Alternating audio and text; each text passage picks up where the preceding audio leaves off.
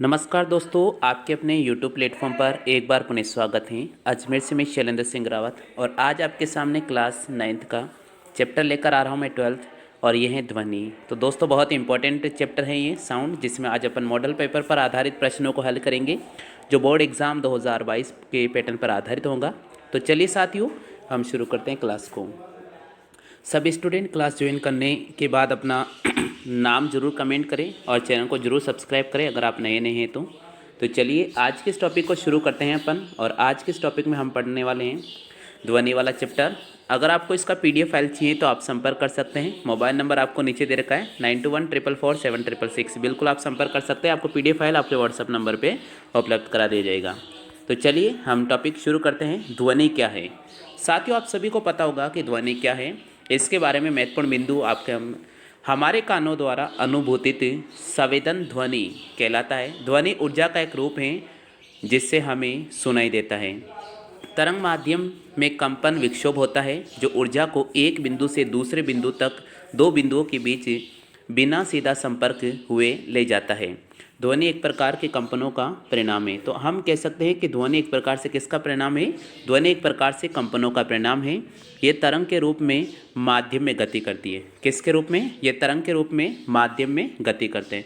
यानी ध्वनि तरंगों का गमन माध्यम में संपीड़न एवं विरलन द्वारा होता है।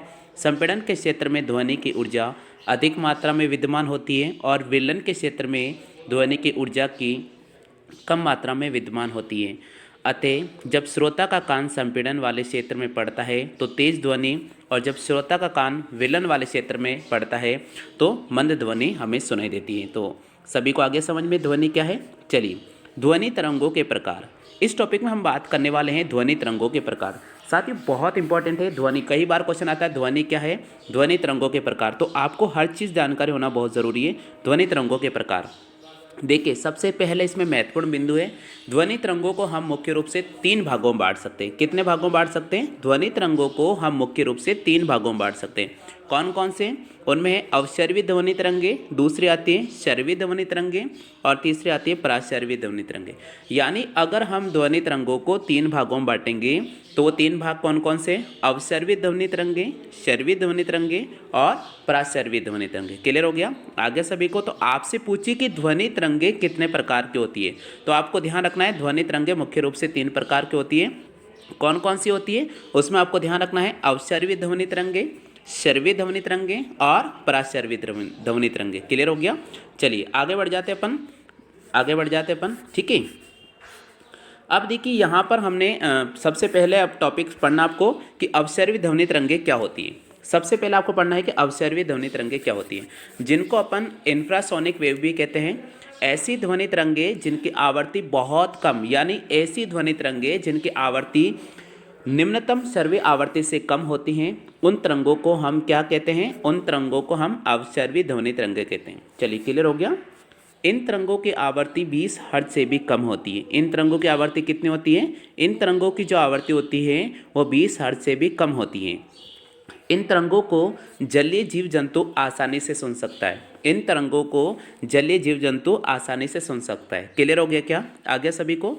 अगर आपसे पूछ ले कि अवशर्वी ध्वनि तरंगे क्या होती है, देखिए आप एक चीज़ पढ़िए, अवशर्वी ध्वनि तरंगे। अवशर्वी ध्वनि तरंगे की अगर अपन बात करते हैं तो उसमें आता है ऐसी ध्वनि तरंगे जिनकी आवृत्ति बहुत कम होती है, निम्नतम होती है, जिसका मान हम कह सकते हैं कि 20 हर्ट्ज से भी कम होता है, उन्हें हम अवशर्वी ध्वनि तरंगे कहते हैं। क्लियर हो गया? इन तरंगों की आवृत्ति 20 हर्ट्ज से भी कम होती है। इन तरंगों को जलीय जीव जंतु आसानी से सुन सकता है। यानी प्रश्न आता है कि जलीय जीव जंतु किस प्रकार की तरंगों को सुन सकता है, तो जलीय जीव जंतु अवशर्वी ध्वनि तरंगों को सुन सकता है। देखिए हम पढ़ेंगे तरंगों के प्रकार, जिसमें मुख्य रूप से 2 प्रकार के होते हैं, एक अनुदैर्ध्य तरंगे और एक होती है अनुप्रस्थ तरंगे। तो हम जो पार्ट पढ़ रहे हैं अनुदैर्ध्य तरंगों का, ये पार्ट्स पढ़ रहे हैं आपके सामने, बहुत इंपॉर्टेंट है। क्लियर हो गया? चलिए अगर आपसे पूछ ले कोई कि शर्वी ध्वनि तरंगे क्या होती है, शर्वी ध्वनि तरंगे क्या होती है? जिन तरंगों को मनुष्य के कान सुन सकते हैं उन तरंगों को हम श्रव्य ध्वनि तरंगे कहते हैं। देखो यहाँ शब्द है श्रव्य, श्रव्य का मतलब सुनना।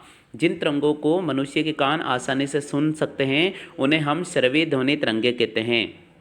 और इन तरंगों की आवृत्ति क्या होती है? इन तरंगों की आवृत्ति 20 हर्ट्ज से 20,000 हर्ट्ज के मध्य होती है। इन तरंगों की आवृत्ति 20 हर्ट्ज से 20,000 हर्ट्ज के मध्य होती है। अगर आपसे पूछ ले कि पराश्रव्य ध्वनि तरंगे किसे कहते हैं, तो पराश्रव्य ध्वनि तरंगों का मतलब क्या होगा? पराश्रव्य ध्वनि तरंगों का मतलब होता है कि ऐसी ध्वनि तरंगे जिनकी आवृत्ति 20,000 हर्ट्ज से अधिक होती हैं, उन तरंगों को हम पराश्रव्य ध्वनि तरंगे कहते हैं। इन तरंगों को कुत्ता, बिल्ली, चमगादड़ आसानी से सुन सकता है। इन तरंगों को कुत्ता, बिल्ली, चमगादड़ आसानी से सुन सकता है। इन तरंगों को गाल्टन सिटी से भी उत्पन्न किया जा सकता है। क्लियर हो गया आगे सभी को? तो अगर वीडियो पसंद आता है तो बिल्कुल लाइक करें। साथियों, अगर आपको इसका पीडीएफ फाइल चाहिए तो बिल्कुल आप संपर्क कर सकते हैं। पीडीएफ फाइल के लिए आपको मोबाइल नंबर 9214447666 पर व्हाट्सअप नंबर करना होगा और आपको इसका पीडीएफ फाइल भी मिल जाएगा। सभी स्टूडेंट्स क्लास ज्वाइन करने से पहले अपना नाम जरूर कमेंट करें और ज़्यादा से ज़्यादा वीडियो को शेयर करें। अगला टॉपिक हम लेकर आएंगे आपके सामने अनुप्रस्थ ध्वनि तरंगों से संबंधित। दोस्तों, वीडियो अगर पसंद आता है तो बिल्कुल लाइक करें।